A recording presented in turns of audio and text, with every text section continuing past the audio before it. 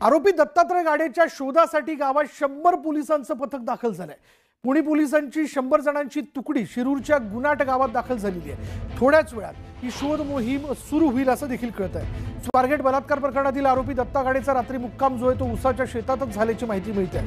बस स्थानकात तरुणीवर बलात्कार झाल्यानंतर आरोपी दत्ता गाडे शिरूर तालुक्यातील गुनाट या त्याच्या गावात त्याच्या घरी 5 तास थांबला। प्रकरण उघडकीस आल्यानंतर घराजवळील उसाच्या शेतात रात्रीचा मुक्काम केल्याची माहिती समोर आली आहे। आरोपीचा शोध घेण्याकरता पोलीस गुनाट गावात पोहोचलेत। पुणे पोलिसांकडून ड्रोन आणि श्वान पथकाकडून आरोपीचा ड्रोनच्या माध्यमातून तर शोध घेतला जातो, पण श्वान पथकाकडून देखील आरोपीचा शोध सुरू आहे। मात्र या भागात बिबट्याचं वास्तव्य असल्यानं शोध मोहिमेत अडथळा येतोय। त्यामुळे पोलिसांना देखील याबद्दलच्या सूचना ज्या आहेत त्या देऊन शोध मोहीम करण्यासाठी सांगण्यात आलेलं आहे।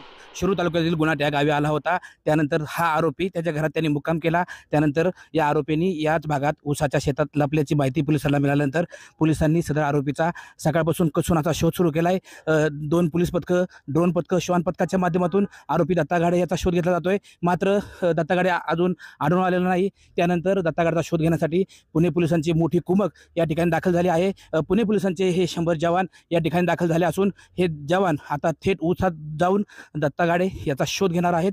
खरं तर आरोपी दत्ता गाडे याच्यासाठी पुणे पोलिसांनी मोठी शोध मोहीम हाती घेतली असून सर्व प्रकारच्या उपाययोजना पुणे पोलिसांकडून केलेल्या पाहायला मिळत आहेत। सचिन तोडकर, न्यूज 18 लोकमत, गुनाट, पुणे। पुणे बलात्कार